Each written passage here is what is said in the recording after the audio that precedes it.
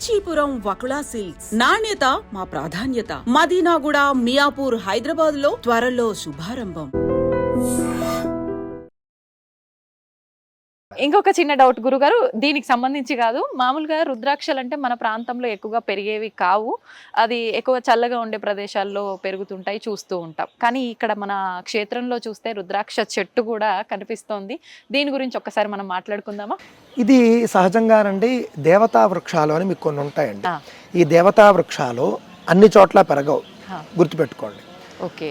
తులసి చెట్టు చాలా మన భాషలో చెప్పాలంటే సున్నితమైనదండి. తులసి చెట్టుకి అనేక నియమాలు ఉంటాయి. అందుకే మన ఇంటి వద్ద మనం పెంచుకునేటటువంటి తులసి చెట్టుకి అనేక నియమాలు ఉంటాయి. తులసి చెట్టుకు నియమాలు ఉండటంతో పాటు తులసి చెట్టు ఎలా ఎదుగుతుందో దాన్ని బట్టి కుటుంబ ఎదుగుదల ఇది కూడా ఉంటుందండి. అది కూడా చెబుతారు. దేవతా వృక్షాలు సూచిస్తాయి మనకి అవి. కావున తులసి, మారేడు, ఔదుంబరం అంటే మేడి, రావి, మర్రి, మోదుగ, వేప ఇవన్నీ కూడా దేవతా వృక్షాలండి. రుద్రాక్ష చెట్టు ఇంకా మనకి చెప్పక్కర్లేదు, పేరులోనే దేవుడు ఉన్నాడు రుద్ర అని చెప్పేసి. శివుడు యొక్క కళ్ళ నుండి రాలినటువంటి కొన్ని అశ్రు బిందువులు. ఆయన ఒకానొక సందర్భంలో కొన్ని వేల ఏళ్ళు శివుడు తపస్సు చేశాడు. తపస్సు చేసినప్పుడు అంతటి తీవ్రమైన తపస్సు తరువాత ఒక సందర్భంలో అలా కళ్ళు తెరుస్తాడు. ఆ కళ్ళ నుండి కొన్ని బిందువులు నేల మీద రాలుతాయండి. ఆ బిందువుల నుండి పుట్టినటువంటిదే రుద్రాక్ష చెట్టు. రుద్ర అంటే శివుడు, అక్ష అంటే కళ్ళండి, అక్షి అంటే. ఆ విధంగా రుద్రాక్ష అనేటటువంటిది సొంతంగా శివుడి కళ్ళ నుండి ఉద్భవించింది దేవతా వృక్షం. ఇలాంటి దేవతా వృక్షాలు మనకి ఎక్కడంటే అక్కడ పెరగవండి. చాలా మంచి సారవంతమైన భూమి ఉండాలి, దానికి చాలా మంచి వాతావరణం కూడా ఉండాలండి. అందుకే మనకు రోజు కూడా తులసికి మనం ఎందుకు పూజ చేస్తామంటే తులసి ఎదగడానికి ఆ యొక్క పూజ అనేది ఉపయోగపడుతుంది. పూజ ఎదగటానికి కూడా ఉపయోగపడుతుంది. ఇందులో రహస్యం ఏమిటంటేనండి, చాలా మంది చెప్పరు. ఒక పరిశోధన ఒకటి ఉందిటండి. ఆ పరిశోధన ఏమిటంటే, ఒక అడవిలో, ఇది అమెరికాలోనే చేసినట్లుగా ఉన్నారు, ఎక్కడ చేశారో నాకు గుర్తులేదు, కానీ ఒక చోట ఏం చేశారంటేనంటండి, ఒక గ్రూప్ ఆఫ్ పీపుల్ ఒక చెట్టు వద్దకు వెళ్ళి రోజు ఆ చెట్టును తిడుతూ ఉండడం, రోజు ఆ చెట్టును దూషిస్తూ ఉండడం, రోజు ఆ చెట్టుని మానసికంగా బలహీనం చేసినట్లుగా మాట్లాడడం. మనుషులతో ఎలా అంతేనండి. ఒక సాటి మనిషిని ఏ విధంగా మనం పూర్తిగా అసలు ఒక ఇది చేస్తామో ఆ విధంగా ఒక చెట్టుని చేశారండి ఒక చోట. ఇంకో చోట మాత్రం ఏం చేశారంటే, చక్కగా ఆ చెట్టు వద్దకు వెళ్ళి రోజు నీళ్లు పోయడం, ఆ చెట్టుని ప్రేమగా చూసుకోవడం, ఆ చెట్టు వద్ద ఒక ఆహ్లాదకరమైనటువంటి వాతావరణం ఏర్పరిచారన్నమాట. రెండు మార్పులు గమనించారు. గమనిస్తే రోజు తిడుతున్నటువంటి చెట్టు చిట్ట చివరికి చచ్చిపోయే స్థితికి వచ్చిందండి.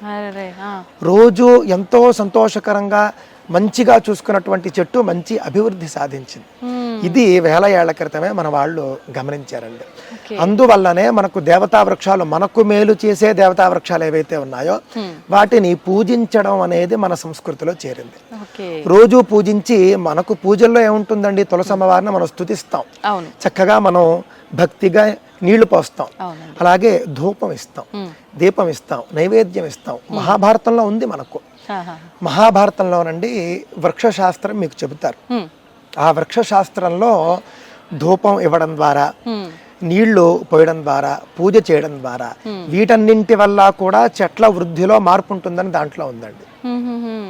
అందులో అంటే నీళ్లు, చెట్లు వాటి యొక్క వేళ్ల ద్వారా నీటిని తాగుతాయి అనేటటువంటిది మనకు మహాభారతంలో మొట్టమొదట మనకు కనిపిస్తుంది. తర్వాత మనకు తాజాగా శాస్త్రవేత్త జగదీష్ చంద్రబోస్ గారు చెప్పడం జరిగిందండి. ఆ విధంగా చెట్లకు కూడా భావోద్వేగాలు ఉన్నాయి.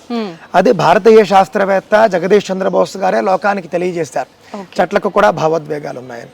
కావున మనం ఏదైనా ఒక చెట్టును మనం భక్తిగా చూసుకుంటే అద్భుతంగా పెరిగి మనకు అద్భుతమైన ఫలితాలు ఇస్తుంది.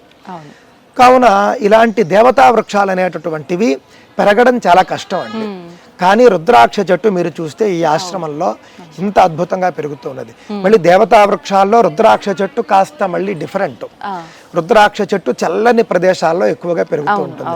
కానీ ఇక్కడ మీరు వేసవి కాలంలో చూస్తే టెంపరేచర్ ఎంత ఉంటుందో మీకే తెలుసు, 45 వరకు వెళ్ళిపోతుంది.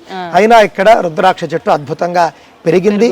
ఇది క్షేత్ర మహిమగాను పూజ్య స్వామీజీ వారి మహిమగాను నేను భావిస్తూ ఉన్నాను. నిజంగానే తెలిసిపోతుంది గురుగారు, ఆ మహిమ అనేది ఉండే ప్రశాంతమైన వాతావరణంలో మనం ఎంత ప్రశాంతంగా ఉంటున్నామో ఇదొక నిదర్శనం. అయితే మీరు అన్నట్టుగా ఇలాంటి వింతలు ఇంకొన్ని ఆ విశేషాలని తెలియజేస్తున్నాయి కళ్ళకు కట్టినట్టుగా. గురుగారు, ఇప్పుడు ఈ రుద్రాక్షలు వచ్చిన తర్వాత ఎవరైనా తెంపొచ్చా వాటిని, ఏంటి, ఎలా వాటిని మళ్ళీ ఏమైనా చేయాల్సి ఉంటుందా, పూజలో అంటే ఇక్కడ ఈ చెట్టుకి సంబంధించి పబ్లిక్ ఎవరికి కూడా అనుమతి లేదండి. పబ్లిక్ తెంపుకోవచ్చు అని మనం మొదలు పెట్టామనుకోండి అసలు ఒక్క కాయ ఉండదు చెట్టుకి. కావున అలాంటి అనుమతి లేదు, దర్శనం చేసుకుని వెళ్ళడమే. ఈ కాయల్ని ఇక్కడి ఆశ్రమ వాళ్ళే సేకరిస్తారు, సేకరించి అవకాశం ఉన్నప్పుడు భక్తులకు ఇస్తూ ఉంటారండి. మామూలుగా కాయ పండిన తర్వాత ఆ పండు నేల మీదకి రాలిపోతుంది. రాలిపోయిన తర్వాత మనం పైన ఉన్నటువంటి స్కిన్ అంతా కూడా తీసేస్తే లోపల మీకు రుద్రాక్ష ఉంటుంది. ఇక్కడ సహజంగా ఈ చెట్టుకి పంచముఖ రుద్రాక్షలు వస్తూ ఉంటాయండి, అప్పుడప్పుడు 6 ఆ విధంగా కూడా మనకు కనిపిస్తూ ఉంటుంది. అలాగని ఇది పంచముఖ రుద్రాక్ష చెట్టే అని చెప్పలేము, అటు ఇటుగా కూడా ఉంటుంది.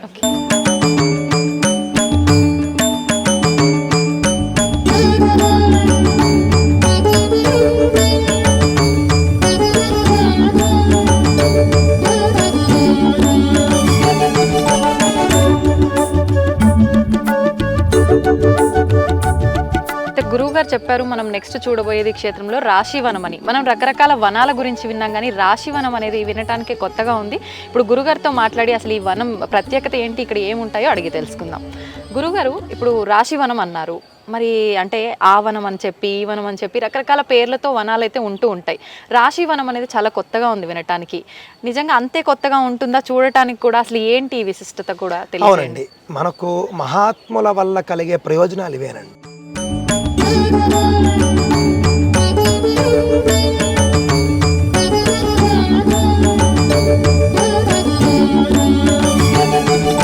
మనం ఇప్పుడు రాశివనంలో ఉన్నామండి. మనకి మహాత్ముల వల్ల కలిగేటటువంటి ప్రయోజనం ఇదేనండి. అవును గురుగారు. మనకు శంకర భగవత్పాదాచార్యుల్లాగా మహాత్ములు భారతదేశంలో అవతరిస్తూనే ఉంటారు. ఆ విధంగా పరమ పూజ్యులు గణపతి సచ్చిదానంద స్వామీజీ వారు ఈ యొక్క రాశివనం అనేటటువంటి ఒక కాన్సెప్ట్ ని తీసుకొని వచ్చారు. ఇది పురాణాల్లో ఉన్నదే. ఏమిటి రాశివనము అని అంటే కనుక 12 రాశులకు కూడా 12 చెట్లు ఉన్నాయండి. రాశికి చెట్టు అంతేనంటే మేషరాశికి ఒక చెట్టు, ఆ విధంగా 12 రాశులకు ఉంటుంది. 27 నక్షత్రాలకు కూడా 27 చెట్లు ఉంటాయి అక్కడ. అంటే ప్రత్యేకంగా ఒక చెట్టుని అట్లా నిర్దేశించబడిందే ఉంది. అంతేనండి, ఇది మనకు శాస్త్రంలో ఉంది. 9 గ్రహాలకు 9 చెట్లు ఉంటాయి. మీ నక్షత్రాన్ని బట్టి, మీ రాశిని బట్టి, అదే విధంగా మీ యొక్క జాతకంలో ఏ గ్రహం బలహీనంగా ఉంటే ఆ చెట్టు వద్దకు వెళ్ళి మీరు ప్రదక్షిణ చేయడం కానీ, కాసేపు అక్కడ ఏదైనా మంత్రజపం చేసుకోవడం కానీ చేయడం వల్ల మీరు మంచి ఫలితాన్ని పొందుతారండి. ఓకే గురుగారు, ఇప్పుడు చెట్టుకు ప్రదక్షిణ అన్నారు మీరు. అయితే ఇప్పుడు ఇలాంటి విషయాలు వినగానే ఆ చెట్టు ఎక్కడున్నా కూడా వెళ్ళి పూజ చేస్తాము, ప్రదక్షిణలు చేస్తామంటారు. అంటే ఇది ఇంత మహిమతో కూడి ఉన్న ప్రదేశం కాబట్టి అలా చేస్తే ఫలితం ఉంటుందా? మనం ఎక్కడ చేసుకున్న ఆ చెట్టుకి ఫలితం ఉంటుందా? ఎక్కడైనానండి, మీకు సనాతన ధర్మంలో అసలు గొప్ప వరం ఏమిటంటేనండి, భగవంతుడు ఏ మతం ప్రకారమో కూడా భగవంతుడు నేరుగా వచ్చి కనిపించడం అనేది చాలా అరుదండి, చాలా అరుదు. మనకు చాలా అపరూపంగా జరుగుతూ ఉంటుంది. వేదంలో కూడా పరోక్ష ప్రియా ఇవహి దేవాహ అంటారు. అంటే దేవతలు పరోక్షంగా ఉండడానికి ఇష్టపడతారని. ప్రత్యక్ష ద్విష అని కూడా ఉంది, అంటే ప్రత్యక్షం అవడానికి కూడా వాళ్ళకి అంతగా ఆసక్తి ఉండదు. అంతటి తీవ్రమైన తపస్సుతోనే వాళ్ళు ప్రత్యక్షం అవుతారు. కానీ సనాతన ధర్మంలో గొప్పదనం ఏమిటంటేనండి, ఈ చెట్లు ప్రత్యక్ష దైవాలు, అదే విధంగా చెట్లు కదిలే దైవాలు. స్థావరాలుగా ఒక చోట ఉండిపోతాయి, కానీ గాలి వేసినప్పుడు కదులుతాయి కదండి. ఆ విధంగా చెట్లు అనేవి కదిలే దైవాలు. కదిలే దైవాలకి మనం వెళ్ళి దండం పెట్టుకున్నా, ప్రదక్షిణ చేసినా, పూజ చేసినా కూడా, అంటే అన్ని చెట్లు కాదు, మళ్ళీ చక్కగా మీకు మన శాస్త్రంలో చెప్పిన దేవతా వృక్షాల వద్ద మీరు ప్రదక్షిణ చేసినా, పూజ చేసినా, అక్కడ ఏదైనా జపం చేసుకున్నా, ఎక్కడికి వెళ్ళినా మీకు ఏ దేవతా వృక్షం మీకు ఎక్కడున్నా కూడా మీకు ఫలితం ఉంటుంది. కానీ ఇలాంటి దివ్య క్షేత్రాల్లో ఉండే చెట్లకు మరింత మహిమ ఉంటుంది. ఎందుకనంటే ఇప్పుడు మీరు చూసినట్లయితే అక్కడ వారు పూజ చేస్తున్నారు, ఆ విధంగా ఇక్కడ నిరంతరము పూజలు జరుగుతూ ఉంటాయి, నిరంతరము ఇక్కడ చెట్లను సంరక్షిస్తూ ఉంటారండి. ఈ చెట్టు మీరు చూశారనుకోండి, ఇది అడవి మామిడి చెట్టు. అక్కడ మీకు రాశారు చూడండి మీరు, అడవి మామిడి చెట్టు. ఈ అడవి మామిడి చెట్టు హస్త నక్షత్రం వాళ్ళది. ఓకే, ఇప్పుడు నక్షత్రంలో కూడా మళ్ళీ పాదాలు అని ఉంటాయి కదా గురుగారు, ఉంటాయండి. ఏ పాదం మీకు వాళ్ళైనా 4 పాదాలు అనండి. మీకు ఎన్ని పాదాలు ఉంటే అన్ని పాదాలకు కూడా ఒకే చెట్టు, వర్తిస్తుంది. నక్షత్రానికి ఒక చెట్టు అంతే. ఆహాహా, ఓకే. ఇప్పుడు ఈ గుడి చుట్టూ ప్రదక్షిణ చేసి పసుపు కుంకుమ అలంకరించి అలా చేయాలా గురుగారు? ఎలా లేదండి, ఇక్కడ ప్రదక్షిణలు చేసి ఒక పువ్వు వేసుకుంటే చాలు నన్ను అడిగితే. ఇంకా బొట్లు పెట్టుకోవచ్చు, పసుపు కుంకుమ కూడా సమర్పించుకోవడం మంచిదేనండి.